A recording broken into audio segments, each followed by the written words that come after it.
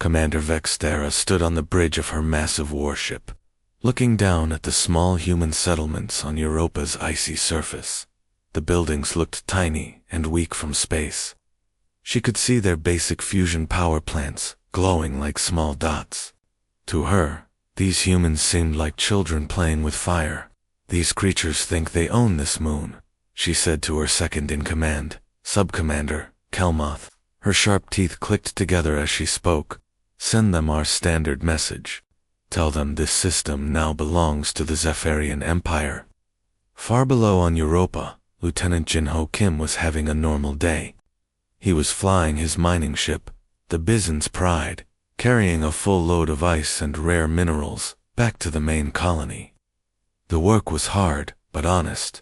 He had been doing ore runs like this for 3 years, and nothing exciting ever happened. Then, his ship's alarms started screaming. Jinho's hands moved quickly over his control panel. Red lights flashed everywhere.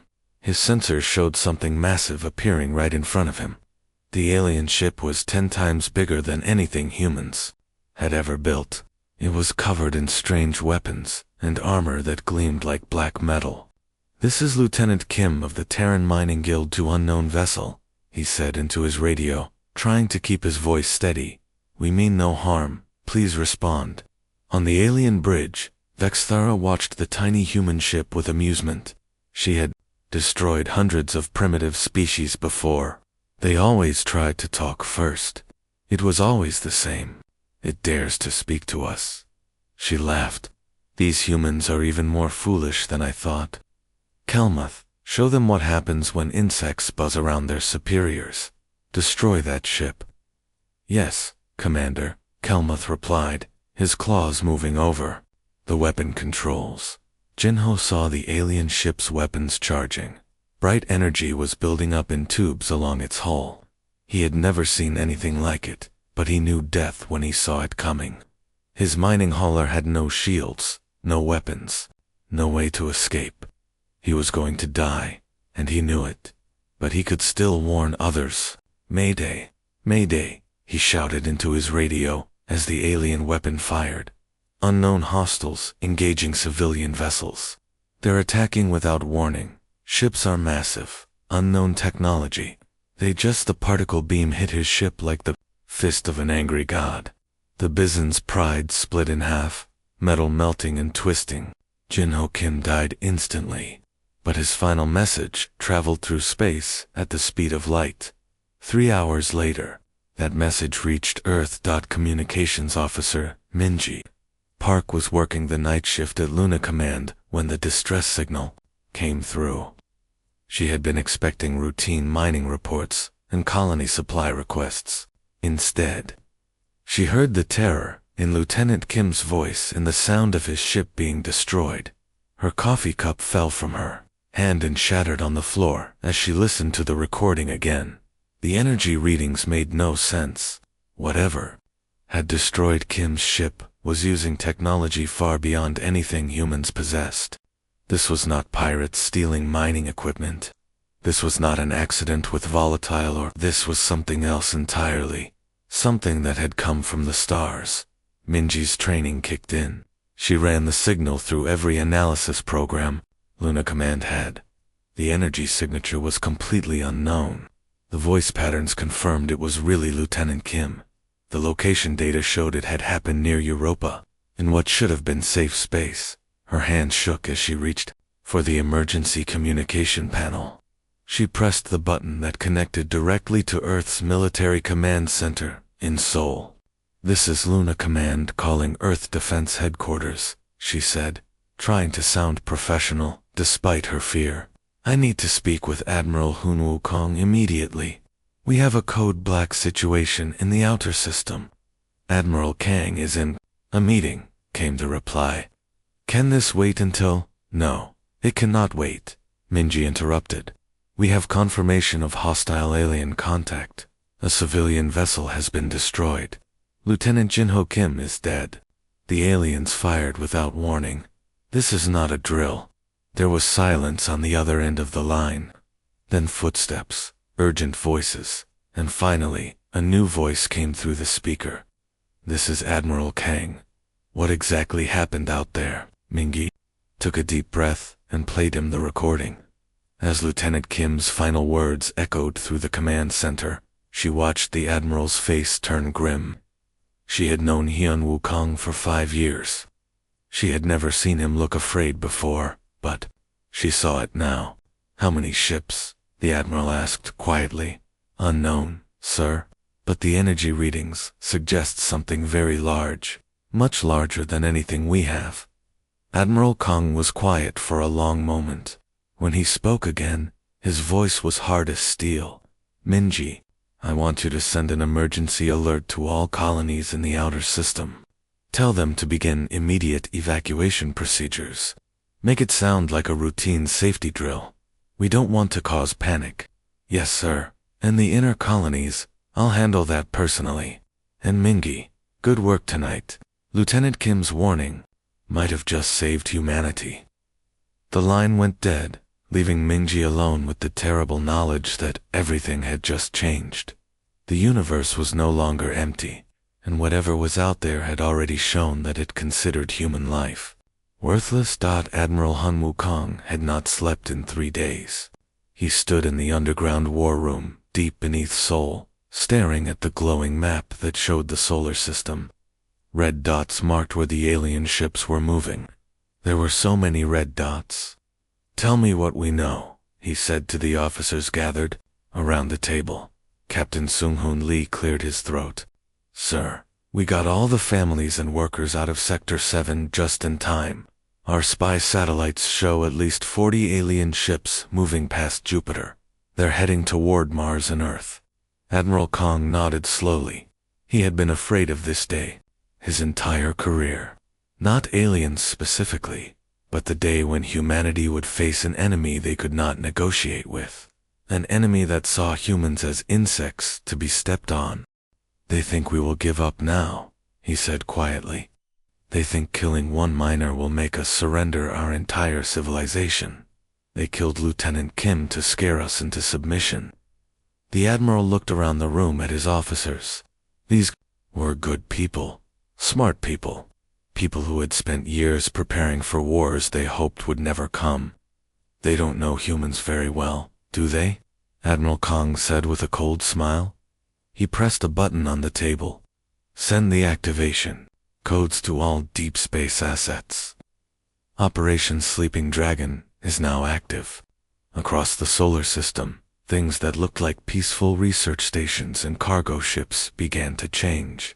Dr. Yoonji Choi was working frantically aboard the research station called New Incheon. 3 days ago, it had been studying ice samples from Europa. Today, her team was ripping out laboratory equipment and installing missile launchers. Doctor, are you sure these weapons will fit? Asked her assistant, struggling with a massive rail gun. They have to fit, Dr. Choi said, sweat dripping down her face. We designed this station to look like a research facility, but we always knew it might need to fight someday.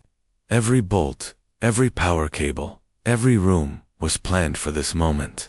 She looked out the window at space. Somewhere out there, alien ships were coming to kill everyone she had ever known. Her husband was on Earth. Her children were in the Mars colonies. If these weapons didn't work, her family would die. Mount the railgun where the main laboratory used to be, she ordered, and get me a direct line to the ammunition storage. We're going to need everything we have. Meanwhile, Commander Doyon Park was aboard what looked like an ordinary cargo ship called the Andone Merchant.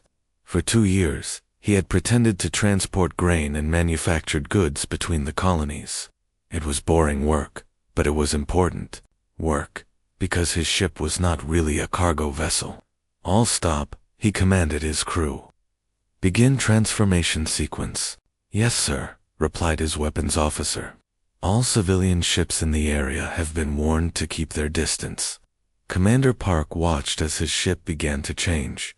The outer hull plates opened like flower petals.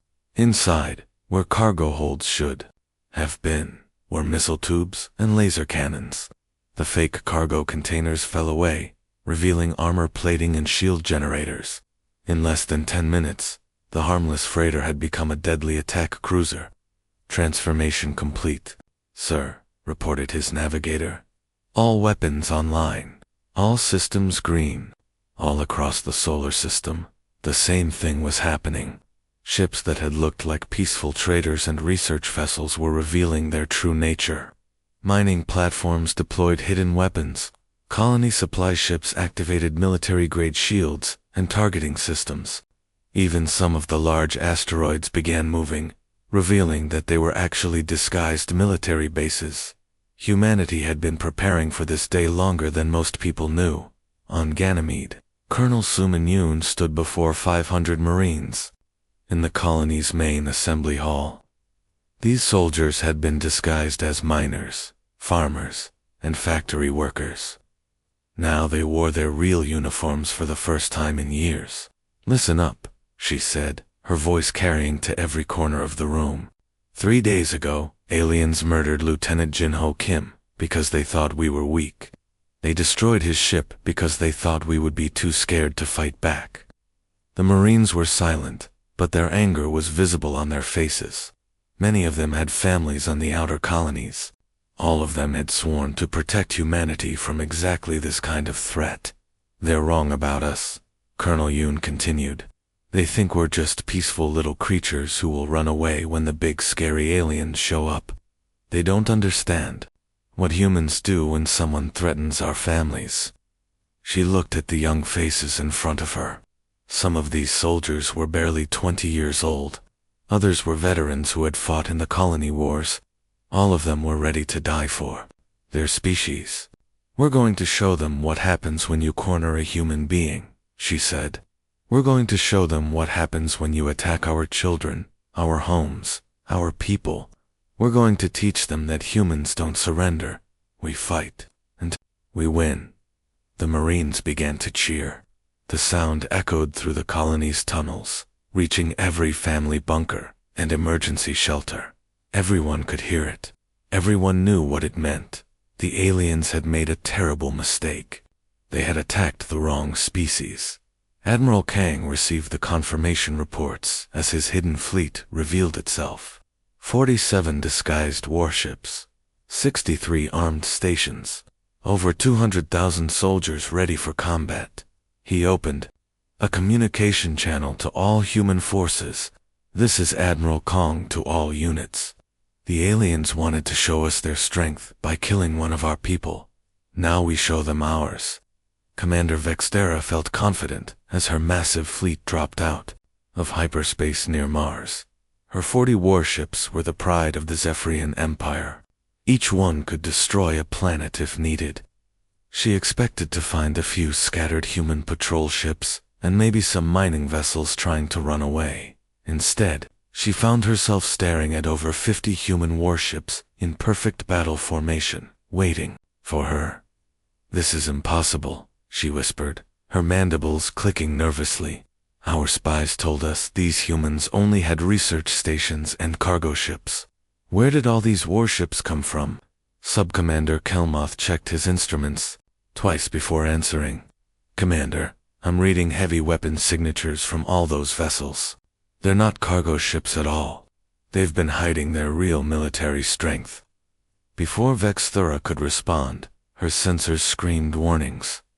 "Commander," Kelmoth shouted. "They're launching fighters, hundreds of them." Lieutenant Jihonam had been a mining shuttle pilot just 1 week ago. Now he was flying the same shuttle, but it was loaded with nuclear missiles instead of ore samples. His hands were steady on the controls as he led 20 other converted mining craft toward the alien fleet. "Listen up, everyone," he said into his radio. "These aliens are bigger and stronger than us, but we know something they don't. We know how to be mean when we need to be. Attack pattern Delta, just like we practiced." The human fighters split into small groups and attacked from all directions at once. They didn't fly in neat formations like proper military pilots. They flew like miners and traders who had learned to fight dirty to survive. Vexthera watched in horror as the small human craft swarmed her cruisers. She expected them to attack like normal space fighters, trying to hit weak spots with laser fire. Instead, they were doing things no sane pilot would ever do. One human fighter had taken heavy damage and was leaking air. Instead of retreating, the pilot flew his dying ship directly into a Zephyrian cruiser's weapon array. The explosion destroyed both vessels, but it also knocked out the cruiser's main guns. Another group of humans was using mining explosives as weapons. They flew close to Zephyrian ships and dropped industrial mining charges on their hulls. The charges weren't designed for space combat, but they were powerful enough to crack armor plating. "They're insane," Kelmoth said, watching a human pilot ram his fighter into a Zephyrian engine. "Nisalisku, they're killing themselves to damage us." But the humans weren't just dying. They were learning. Captain Do-Yoon Hong commanded a destroyer, called Mokpo's Revenge. Her ship had been disguised as an asteroid mining platform until today. Now it emerged from behind a real asteroid, all weapons firing. "This is for Lieutenant Kim, you alien monsters," she shouted as her ship's main guns tore into a Zephyrian cruiser. Her crew had painted Kim's name on every missile they fired. The battle was not going as Vexera had planned. Her ships were designed to fight other advanced civilizations with predictable tactics. These humans fought like wild animals. They used their own civilian communication networks to coordinate attacks. They turned mining equipment into weapons. They sacrificed themselves without hesitation to damage Zephyrian ships. Worst of all, they were getting better at it. Vexthera began intercepting human radio transmissions, hoping to learn their strategy. What she heard made her blood run cold. The humans weren't just fighting desperately. They were studying her ships, learning their weaknesses, and sharing that information with every human vessel in the system. "Tiger Squadron to all units," came one transmission. "We've figured out their weak spots. Hit the sensor clusters first. Those round things on top of their ships. Once they're blind, go for the weapon mounts." Another voice answered immediately. "Confirmed. We've tested it on 3 ships. Their armor is thinnest where the engines connect to the main hull. Use mining charges if you have them." A third pilot added useful information. "Upload all tactical data to the combat network. Everyone needs to know this stuff. We're getting better at killing these things." Vexthera realized with growing horror that every human death was teaching the survivors how to fight more effectively. When a human pilot discovered a Zephyrian weakness before dying, that information was instantly shared with hundreds of other human fighters. Her advanced warships were being systematically dissected by converted mining shuttles and cargo haulers, flown by people who had learned to fight just days ago. Commander Kelmoth reported, "We've lost 8 ships. The humans have lost 3 times as many fighters, but they keep getting more effective. Their latest attack wave hit our engines on the first try." Vexthera watched a human cargo ship, still painted with civilian markings, fire a spread of improvised missiles at one of her heavy cruisers. The missiles had been cargo containers filled with explosives just hours ago. Now they punched through military-grade armor like it was paper. "How are they adapting so quickly?" she demanded. The answer came from another intercepted human transmission. "All pilots, we've been fighting for 6 hours now. Upload your combat footage to the training database. Every mistake, every success, every discovery. The next wave of pilots is already studying our battles. They'll be better than we are." Vexthera realized the terrible truth. These humans had turned warfare into a learning experience. Every battle made them stronger. Every death made the survivors more dangerous. She had come here expecting to crush a primitive species. Instead, she had found something far more frightening. A species that treated every fight as a chance to evolve. Commander Vexthera had lost half her fleet in the outer system battles. The humans had fought like nothing she had ever seen before. Now she was desperate. If she could destroy Earth, the human homeworld, surely the remaining colonies would surrender. All ships, "Prepare for the final jump to Earth," she commanded. "We end this war today." Her remaining 20 warships dropped out of hyperspace near Earth, expecting to find a lightly defended blue planet. Instead, Vexthera found herself staring at the most heavily fortified world in the galaxy. Earth was surrounded by 7 complete rings of defense platforms. Each ring had hundreds of weapon stations, missile batteries, and shield generators. Between the rings were minefields, so dense they looked like glittering clouds. Massive fortress stations hung in space like metal moons, bristling with guns bigger than Zephyrian cruisers. "By the void," Sub-Commander Kelmuth whispered as he studied the sensor readings. "How many weapons do these humans have?" Vexthera couldn't answer. She was too shocked to speak. Every human colony they had attacked was defended by converted mining ships and disguised freighters, but Earth was defended by purpose-built weapons of war, hundreds of them, maybe thousands, on the largest orbital fortress, Sol Station. Admiral Sung Jae Kim watched the alien fleet approach on his command screens. He had been preparing for this moment his entire life. Every human leader for the past 50 years had been building these defenses in secret.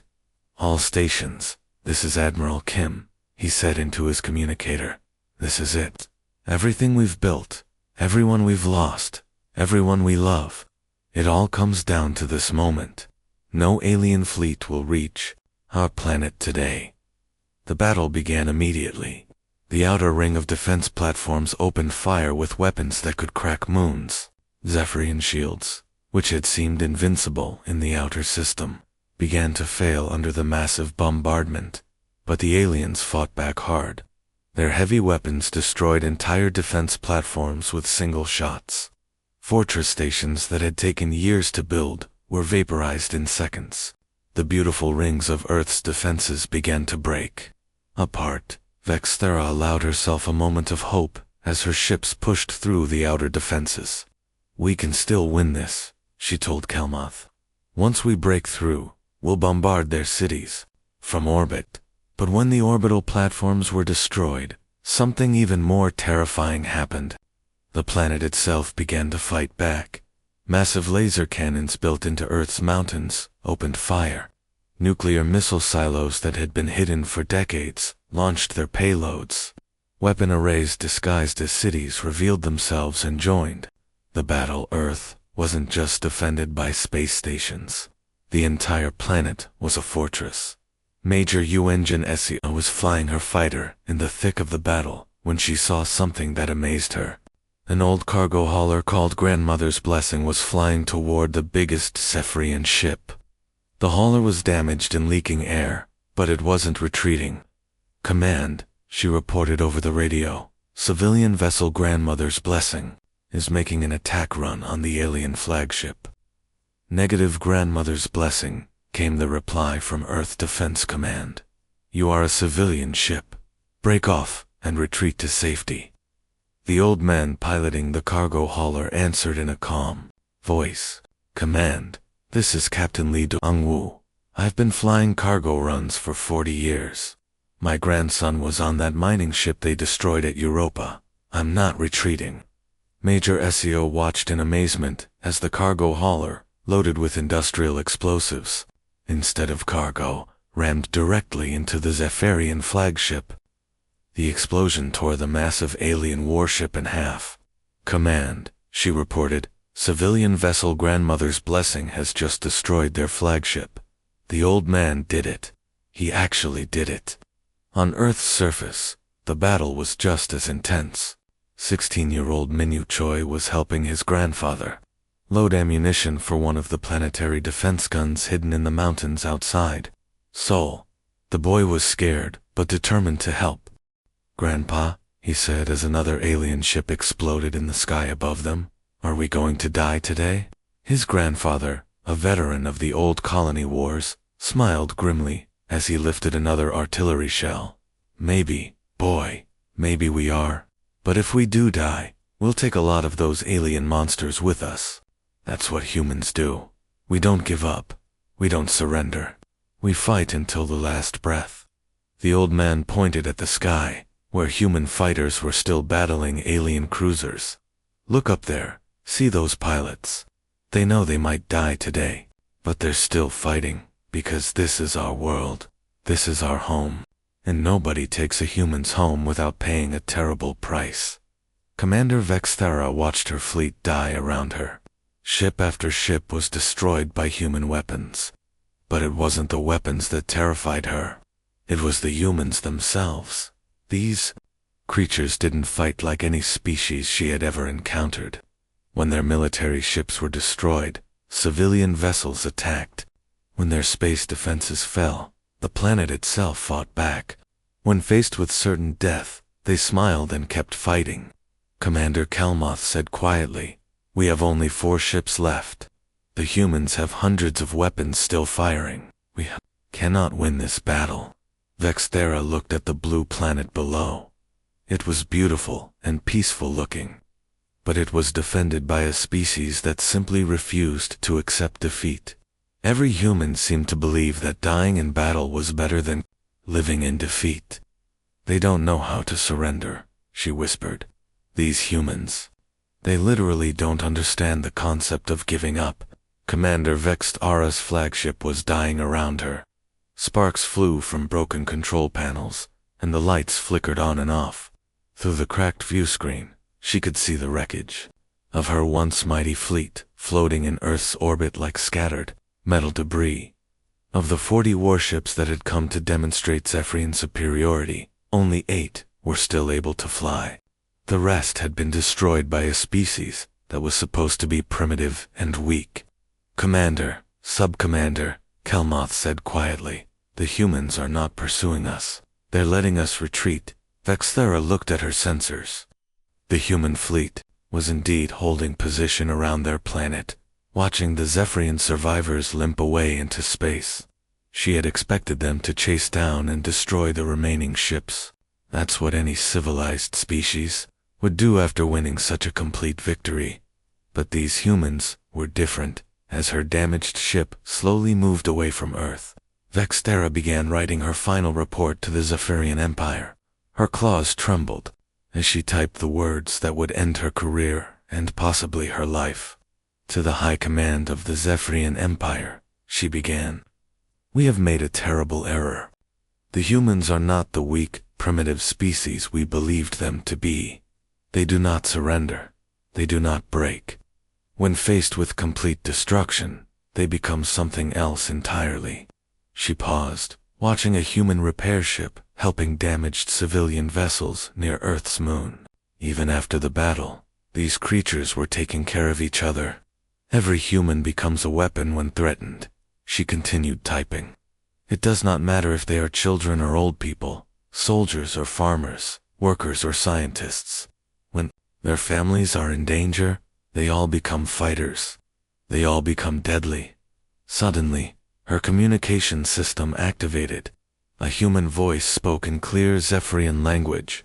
"Attention, surviving alien vessels. This is Admiral Hunwoo Kang of the Terran Defense Forces." Vexthera recognized the name. This was the human commander who had organized Earth's defenses, the one who had destroyed her fleet. "You came to our system uninvited," Admiral Kang continued. "You murdered our people without warning. You attacked our colonies and tried to destroy our homeworld. You did this because you thought we were weak."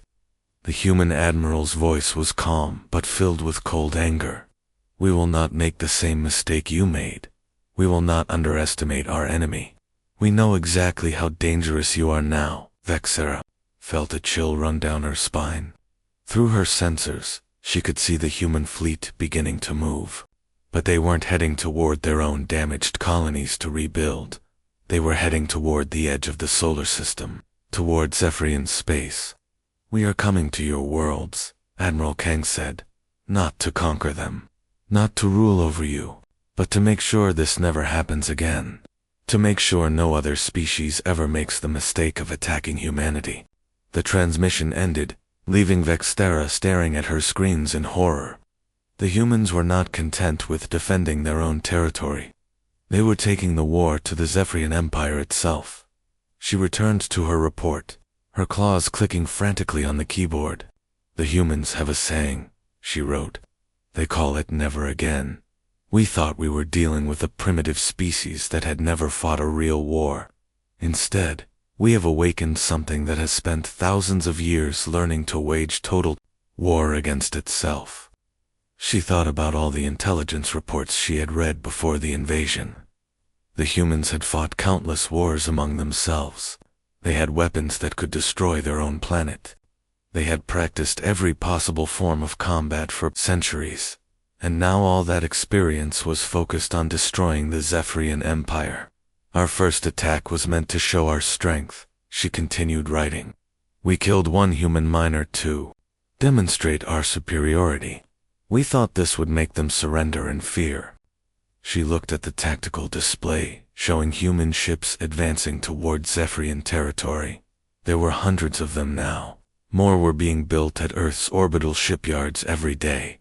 "Instead, we have created our own destroyers. The humans are coming for us, and they fight every battle as if it were their last.